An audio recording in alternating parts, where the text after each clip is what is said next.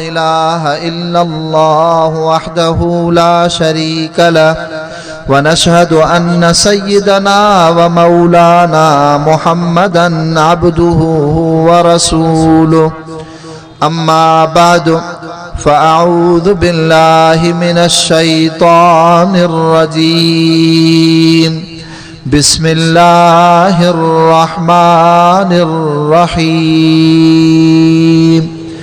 يا أيها الذين آمنوا اتقوا الله وقولوا قولا سديدا يصلح لكم أعمالكم ويغفر لكم ذنوبكم ومن يطع الله ورسوله فقد فاز فوزا عظيما وقال الله تبارك وتعالى في مقام آخر محمد رسول الله والذين معه أشداء على الكفار رحماء بينهم تراهم ركعا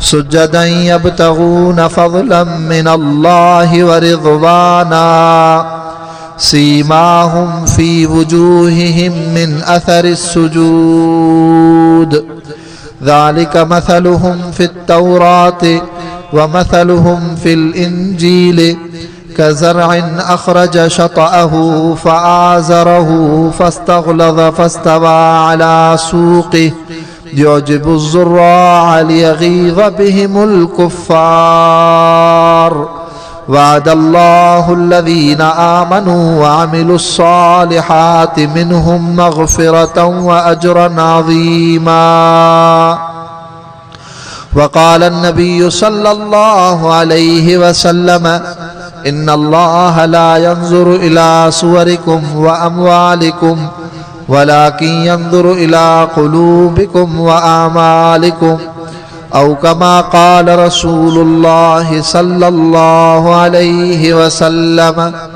إن الله وملائكته يصلون على النبي يا أيها الذين آمنوا صلوا عليه وسلموا تسليما सब साथी बाआवाज़ बुलंद दुरूद शरीफ पढ़ो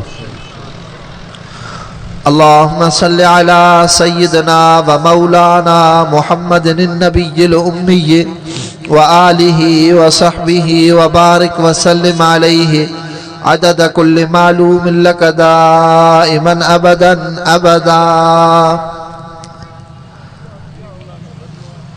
मुअज़्ज़िज़ साथियो, अल्लाह रब्बुल इज़्ज़त जा अवां असांजे मथां एहसान आहिनि जंहिं रब साईं अवां असांखे इंसाननि मां चूंडे करे क़ुरान पाक जी महफ़िल नसीब फरमाई। वरन त ॾिसजे त हिन इलाइक़े जे अंदरि अवां असां खां अमीर घणा माण्हू आहिनि, लेकिन अॼु उहे हिन महफ़िल में न आहिनि। जेकॾहिं दीन इस्लाम जी मुहबत पैसे ते हुजे हा त अमीर हुजनि हा, अवां असां ग़रीब न हुजूं हा हिते, लेकिन अमीर न आहिनि। तूं मूं जहिड़ा ग़रीब हिते आहिनि। समझ में अचे पियो त दीन इस्लाम जी मुहबत पैसे सां न आहे, रब जी अता आहे। अवां असां खां वधीक हसीन हिन इलाइक़े में रहनि था, हुस्न में उहे वधीक आहिनि। अवां असां सीरत सूरत में साजड़ा, लेकिन उहे अॼु हिन प्रोग्राम में न आहिनि। अवां असां साजड़ा हिन क़ुरान पाक जी कचहरीअ में दीन इस्लाम जी मुहबत में वेठा आहियूं। समझ में अचे पियो त दीन इस्लाम जी मुहबत हुस्न सां बि न आहे। अवां असां खां वधीक सेहतमंद हिन इलाइक़े जे अंदरि आहिनि, जिन जे तबियत में को ऐब ई न आहे, लेकिन अॼु उहे हिन प्रोग्राम में न आहिनि। अवां असां कमज़ोर, बीमार, ज़ईफ़ हिन दीनी प्रोग्राम में आहियूं। सम्झ में अचे पियो त सेहत ते बि दीनी प्रोग्राम में शिरकत जो इंतिखाब नथो थिए।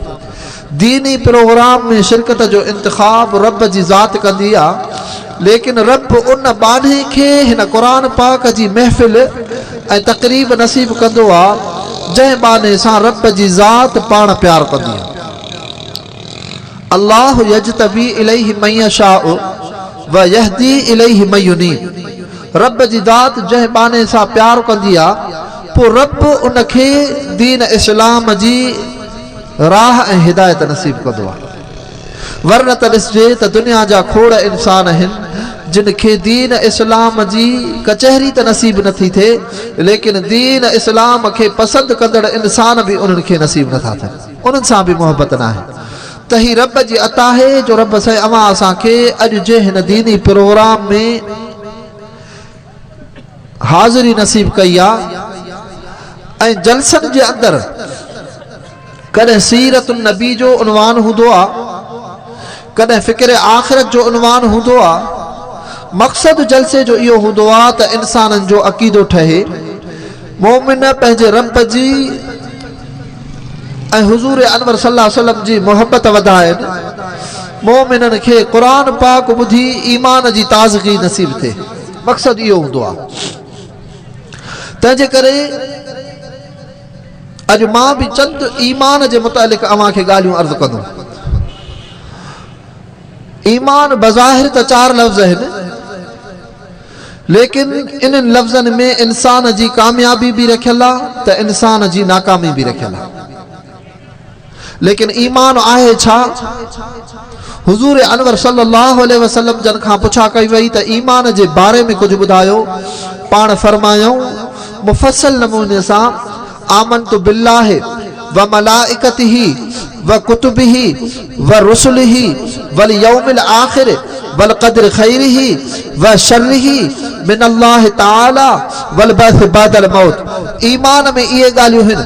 पहिरें नंबर ते इंसान ईमान में रब जी ज़ात ते ईमान आणे, ॿिए नंबर ते इंसान रब जे फ़रिश्तनि ते ईमान आणे, टे नंबर ते इंसान रब जे किताबनि ते ईमान आणे, चौथे नंबर ते इंसान रब जे नबियनि ते ईमान आणे, पंजे नंबर ते इंसान क़यामत जे ॾींहं ते ईमान आणे, छहें नंबर ते इंसान बुरी ऐं भली तक़दीर ते ईमान आणे। लेकिन ईमान आण जो मक़सदु इहो आहे त पहिरें नंबर ते ईमान रब जी ज़ात ते, त रब आहे कायनात जेको हलाए थो। अवां असां निंड पिया कयूं, लेकिन अल हय्युल क़य्यूम रब जी ज़ात पाक ऐं जागे थी, रब निंड खां पाक आहे। अवां असांखे पंहिंजे खाधे पीते जी ज़रूरत आहे, रब खाइण पीअण खां पाक आहे। अवां असांखे इज़्दिवाजी ज़िंदगी, कॾहिं औलाद जी तलब थिए थी, कॾहिं घरवारी जी तलब थिए थी, कॾहिं ख़ानदान जी तलब थिए थी, लेकिन रब जी ज़ात उहा आहे कुल हुवल्लाहु अहद अल्लाहु समद लम यलिद वलम यूलद वलम यकुल लहू कुफुवन अहद। न रब वटि औलाद आहे, न रब वटि ख़ानदान आहे, न रब वटि घरवारियूं आहिनि। रब उहा ज़ात आहे जंहिंजो कायनात में को बि शरीक न आहे। तंहिंजे करे ईमान पहिरें नंबर ते इंसान रब जी ज़ात ते आणे।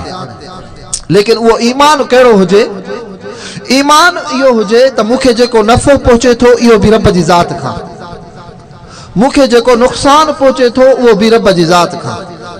ऐं अॼु जे दौर में अहिड़ी वबा हली वई आहे, औरतुनि जे अंदरि मर्दनि जे अंदरि थोरो जेकॾहिं पाण में टकर पियो थिए त हिक ॿिए जे मुक़ाबले में अची इंसान इहो पियो तसुरु ॾिए त हिन फलाणे मूं ते तावीज़ कयो आहे, हिन फलाणी माई तावीज़ करायो आहे, हिन फलाणे इंसान साड़ करे मूंसां तावीज़ करायो आहे। माना नुक़सान हाणे फलाणो इंसान ॾींदो, फलाणो मौलवी तावीज़ जे ज़रिए नुक़सान ॾींदो। न अज़ीज़ो, इन इंसान जो ईमान कामिल न रहंदो। ईमान इहो आहे त हिकिड़े अल्लाह वारे खे पेट में सूर पियो, पेट में सूर पियो, खीर वीर पीतो है। पोइ जॾहिं रब जे साम्हूं हिसाब किताब जे लाइ आयो त रब साईं पुछा कयसि, चए साईं मुंहिंजूं हेॾियूं नेकियूं आहिनि, मां रब तुंहिंजी इबादत कई, तुंहिंजे नबीअ सां मोहबत कई, दीन इस्लाम जी मोहबत रखी करे उन्हनि ते रुकन ते हलियुसि। रब साईं मुंहिंजे त दफ़्तरनि में नेकियूं आहिनि। रब साईं फरमायुसि त तो वटि नेकियूं बि आहिनि, लेकिन तो वटि शिरक बि आहे। हू हैरान थी वियो, चए मूं वटि शिरक कीअं आहे? रब मां त हिकिड़ो आबिद ज़ाहिद आलिम बानो आहियां। रब साईं फरमायुसि कंहिं हिकु मौक़े ते तोखे पेट में सूर पियो हो, तूं सम्झ, तूं ईअं चयो हो त मां खीर पीतो आहे, इन खीर जे करे मूंखे पेट में सूर पियो आहे। हाणे तुंहिंजो गुमान मां रब ॾे न वियो, तुंहिंजो गुमान उन खीर दुनिया जी शइ ॾे वियो। तोखे चवणो ईअं हो जेका मूंखे तकलीफ़ पहुती आहे उहा मूंखे रब जी ज़ात जे तरफ़ां। तंहिंजे करे ईमान जो मक़सदु इहो आहे त इंसान पंहिंजे नफ़े नुक़सान जो मालिक रब खे सम्झे, पंहिंजी ख़ुशी ग़मी जो मालिक रब खे सम्झे। पंहिंजे औलाद इज़त जो मालिक रब खे सम्झे, राति ॾींहं जो मालिक रब खे सम्झे। जॾहिं इंसान जो इहो ईमान आहे त नफ़े नुक़सान जो मालिक रब आहे, तॾहिं हिन इंसान जो ईमान कामिल आहे।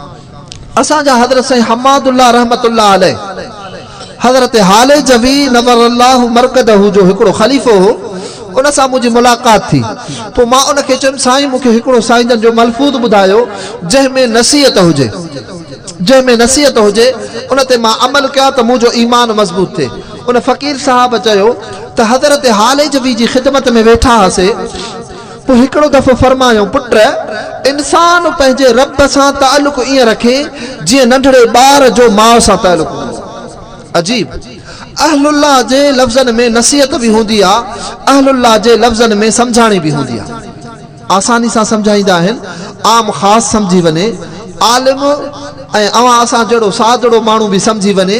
फरमायो त पुट इंसान जो तालुक़ रब जी ज़ात सां ईअं हुजे जीअं माउ जो तालुक़ पंहिंजे बचे सां हूंदो आहे, बचे जो तालुक़ पंहिंजे माउ सां हूंदो आहे। साईं जन फरमायो त बचे जो तालुक़ माउ सां ईअं हूंदो आहे, कॾहिं कॾहिं बच्चो माउ खां का शइ घुरंदो आहे, लेकिन ॿार आहे, नंढड़ो आहे, बेसमझ आहे, पंहिंजे नफ़े नुक़सान खे नथो सम्झे। वालिद अमड़ जे अॻियां ज़िद करे थो, अमड़ मूंखे हीअ शइ ॾियो, अमड़ मूंखे हीअ शइ ॾियो। माउ खे ख़बर आहे त ॿारु अहिड़ी शइ घुरे थो जेका शइ ॿार जे लाइ नुक़सान आहे। पोइ अमड़ उहा शइ नथी ॾे। मसलन ॿारु ॾिसे थो बाहि खे, टांडनि खे, टांडनि जी चमक खे, ॿारु ॾिसे थो ज़ाहिरी चमक खे, चवे थो त इहे टांडा मूंखे ॾियो। माउ त टांडा न ॾींदी, छो त माउ जे इल्म में आहे त ॿार खे टांडा साड़ींदा। घर जे अंदरि छुरी चाकू पियो आहे, उन जे अंदरि चमक लॻल आहे, ॿारु उन चमक खे ॾिसे थो त अम्मा मूंखे छुरी ॾियो, काती ॾियो। लेकिन माउ खे ख़बर आहे त काती जेकॾहिं ॿार खे ॾिबी त ॿार जो नुक़सानु थींदो। ॿार खे माउ उहा शइ नथी ॾे जेका शइ ॿारु तलबे थो, लेकिन ॿारु एॾी ज़िद पियो करे, आख़िर उहा माउ मजबूर थी करे शइ त नथी ॾे, उहो ॿार जो मुतालबो त पूरो नथो थिए, लेकिन अञा बदिले में ॿार खे माउ जे तरफ़ां धकु लॻे थो। जॾहिं घणो तंग करे थो त माउ जेका प्यारु ॾींदड़ हुई उहा ॿार खे धकु थी हणे। जॾहिं ॿार खे प्यार वारी जाइ तां धकु लॻो त उनखे सदमो थियो, रोए थो, लेकिन रोअण जे वक़्त में ॿारु रोअंदो सही, परे न वेंदो। उहो नंढड़ो मासूम ॿारु माउ जे दामन खे चिंबड़ियो पियो हूंदो, रोईंदो बि सही, माउ जे दामन में बि चिंबड़ियो पियो हूंदो। रोअंदे रोअंदे उन नंढे ॿार खे माउ जे झोल में निंड अची वेंदी, माउ जे झोल में निंड अची वेंदी। वरी हाणे साॻो ॿारु अमड़ खां मुतालबो करे थो, अम्मा मूंखे टाफ़ी ॾियो, अम्मा मूंखे खीर ॾियो। अमड़ खे ख़बर आहे त हीअ टाफ़ी ॿार जे लाइ सही आहे, हीअ खीर ॿार जे लाइ सही आहे। हाणे ॿार जो मुतालबो माउ पूरो कयो, जेका शइ घुरे पियो उहा शइ उन ॿार खे मिली। हाणे ॿारु ख़ुशीअ में माउ जे झोल में आहे, ख़ुशीअ में बि जॾहिं उहा पंहिंजी शइ मिलियसि मुतालबे वारी, तॾहिं बि माउ जे झोल में आहे। जॾहिं हिनखे शइ न पई मिले, माउ जे तरफ़ां धकु पियो लॻे, सदमो पियो पहुचे, तॾहिं बि माउ जे झोल में हो। फरमायूं त इंसान हो, रब सां तालुक़ ईअं हुजे, रब ते ईमान ईअं हुजे, जेकॾहिं रब अहकमुल हाकिमीन जे तरफ़ां बाने जे मथां नेमत थिए, तॾहिं बि इंसान रब जे उन हीअ दर ते सजदे में हुजे। जॾहिं बाने खे रब जे तरफ़ां तकलीफ़ अचे, तॾहिं बि इंसान रब जे दर ते सजदे में हुजे। असुल ईमान इहो आहे। हज़रत अब्बास रज़ियल्लाहु अन्हु हुज़ूर अनवर सल्लल्लाहु अलैहि वसल्लम जा चाचा आहिनि। उहे फरमाइनि था त नबी करीम सल्लल्लाहु अलैहि वसल्लम जन जॾहिं बि का ख़ौफ़ जी ॻाल्हि ॾिसंदा हुआ, का परेशानी जी ॻाल्हि ॾिसंदा हुआ, कॾहिं बरसाति अचे थी, अचानक ॾिसनि था त आसमान जी फिज़ा ख़राब थी पई आहे, का अहिड़ी आंधी थी अचे त हुज़ूर अनवर सल्लल्लाहु अलैहि वसल्लम उन मौक़े ते पहिरियां रब जी इबादत कंदा हुआ। सम्झ में अचे थो त इंसान ते तकलीफ़ अचे तॾहिं बि रब जी इबादत करे, जेकॾहिं इंसान खे ख़ुशी या नेमत मिले तॾहिं बि इंसान रब जी इबादत करे।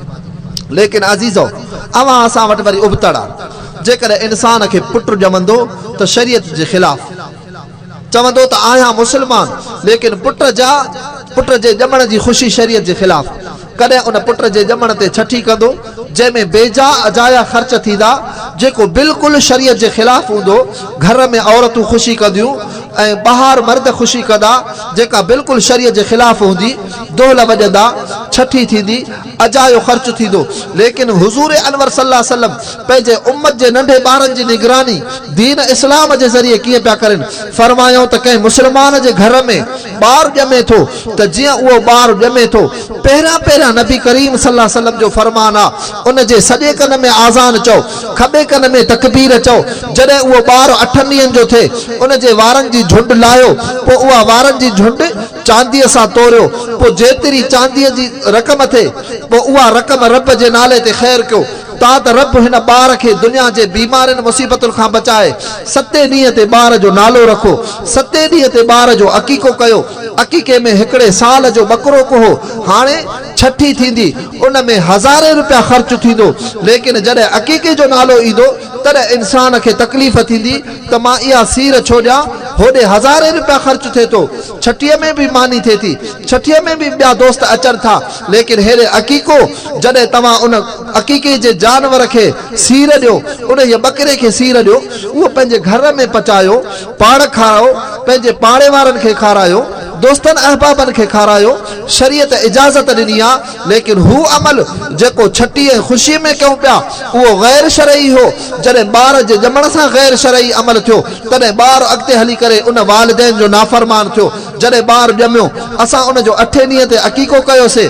अक़ीक़ो हुज़ूर अनवर सल्लल्लाहु अलैहि वसल्लम पंहिंजे नवासन हज़रत इमाम हसन जो कयो, हज़रत इमाम हुसैन जो कयो। नबी करीम सल्लल्लाहु अलैहि वसल्लम जी सुन्नत थी। पाण फरमायूं, जंहिं ॿारु जेको ॿारु ॼमे थो, उन ॿार जे लाइ वालिदैन अक़ीक़ो करनि था। जेके ॿार ते बीमारियूं मुसीबतूं अचणियूं हूं, रब उन अक़ीक़े जे करे सदके जी बरकत सां उन ॿार खे बीमारियुनि खां बचाए थो। लेकिन असां जॾहिं ॿारु ॼमंदो, ॼमण सां ई उहे वाणकी रस्मूं कंदासीं शरीयत जे ख़िलाफ़। छठी त वाणकी रस्म आहे, मुस्लमाननि जी रस्म अक़ीक़ो आहे। त अज़ीज़ो, अर्ज़ु करण जो मक़सदु इहो आहे त दीन इस्लाम, रब ते ईमान इन शइ जो नालो आहे त इंसान पंहिंजी ख़ुशी बि रब खां सम्झे, इंसान पंहिंजो ग़म बि रब जी ज़ात खां सम्झे। हक़ीक़ी ईमान इहो आहे, इंसान पंहिंजी ख़ुशी बि रब जी ज़ात खां सम्झे, ग़म बि रब जी ज़ात खां सम्झे। अॻिते ईमान में आहे त फ़रिश्तनि ते ईमान, फ़रिश्तनि ते इंसान ईअं ईमान आणे त वाक़ई रब जी मख़लूक है, रब जा बाना है। रब साईं क़ुरान पाक में उन्हनि फ़रिश्तनि लाइ चयो आहे, इबादुम मुकरमून, इज़त वारा बाना आहिनि। केतिरी उन्हनि जी इज़त आहे। जीअं रब साईं काइनात ठाही आहे, हिकिड़ा फ़रिश्ता उन वक़्त खां वठी करे रुकूअ जी हालत में आहिनि, अॼु ताईं बल्कि क़यामत जे ॾींहं ताईं उहे रुकूअ में रब जी सलाह कंदा। जीअं रब साईं काइनात ठाही आहे, हिकिड़ी फ़रिश्तनि जी जमात सजदे में आहे, अॼु ताईं क़यामत जे ॾींहं ताईं सजदे में हूंदी। उहे रब जे सजदे में सना पिया करनि।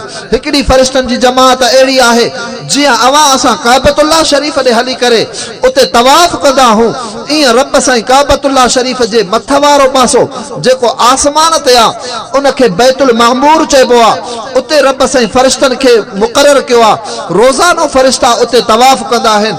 जेकी फ़रिश्तनि जी जमात जीअं दुनिया ठही आहे, पहिरियों दफ़ो तवाफ़ कयो अथऊं, क़यामत ताईं वरी उन्हनि खे मौक़ो न मिलंदो। इहे फ़रिश्ता रब जा बाना आहिनि, रब जा नेक सालिह बाना आहिनि, जिन खे रब साईं पैदा कयो आहे। उन्हनि ते ईमान हुजे त रब साईं जा फ़रिश्ता नेक सालिह बाना आहिनि। फ़रिश्तनि खां पोइ ईमान आहे रब जे किताब ते। जीअं मसलन असांखे रब साईं हुज़ूर अनवर सल्लल्लाहु अलैहि वसल्लम जे करे क़ुरान पाक ॾिनो। कंहिं नबीअ खे रब साईं तौरात ॾिनो, कंहिं नबीअ खे इंजील ॾिनो, कंहिं नबीअ खे रब साईं ज़बूर ॾिनो। लेकिन कंहिं नबियनि खे रब साईं सहीफ़ा ॾिना। असां मुस्लमाननि खे रब साईं अहिड़ी शरीयत ॾिनी आहे, नबी करीम सल्लल्लाहु अलैहि वसल्लम जे तुफ़ैले जो असां हिक वक़्त में जीअं क़ुरान ते ईमान आणियो पिया, तीअं तौरात ते बि ईमान, जीअं क़ुरान ते ईमान आणियो पिया, तीअं ज़बूर ते बि ईमान, जीअं क़ुरान ते ईमान आणियो पिया, तीअं इंजील ते बि ईमान, जीअं रब साईं जे क़ुरान ते ईमान आणियो पिया, तीअं रब साईं जेके नबियनि खे सहीफ़ा ॾिना आहिनि उन्हनि ते बि ईमान। फ़र्क़ु एतिरो आहे त ईमान सभिनी किताबनि ते आणो आहे, अमल सिर्फ़ु क़ुरान पाक जे मथां करिणो आहे। अमल सिर्फ़ु क़ुरान पाक जे मथां करिणो आहे। छो? हुज़ूर अनवर सल्लल्लाहु अलैहि वसल्लम जन जॾहिं पंहिंजे आख़िरी वक़्त में हुआ, दुनिया जो जहान छॾनि पिया उन वक़्त में फरमायो तरक़्तु फ़ीकुम अमरैन मां अल्लाह जो रसूल तव्हां में ॿ शयूं पियो छॾे वञा हिकिड़ो क़ुरान पाक ॿियो मां मुहम्मद जी सुन्नत जेकॾहिं हिन खे मज़बूती सां पकड़ींदो वातसिमू बिहब्लिल्लाहि जमीआ क़ुरान पाक खे कामिल नमूने सां इंसान पकड़े ॼण रब जे रसीअ खे कामिल नमूने सां पकड़े हाणे जॾहिं क़ुरान पाक खे पकड़े त इन इंसान खे ईमान खां महरूमी न थींदी इहो इंसान ईमान सां मालामाल हो तंहिंजे करे 3 नंबर ते आहे रब जे किताबनि ते ईमान किताबनि ते ईमान लेकिन मुस्लमानो अवां असांजो क़ुरान पाक ते एतिरो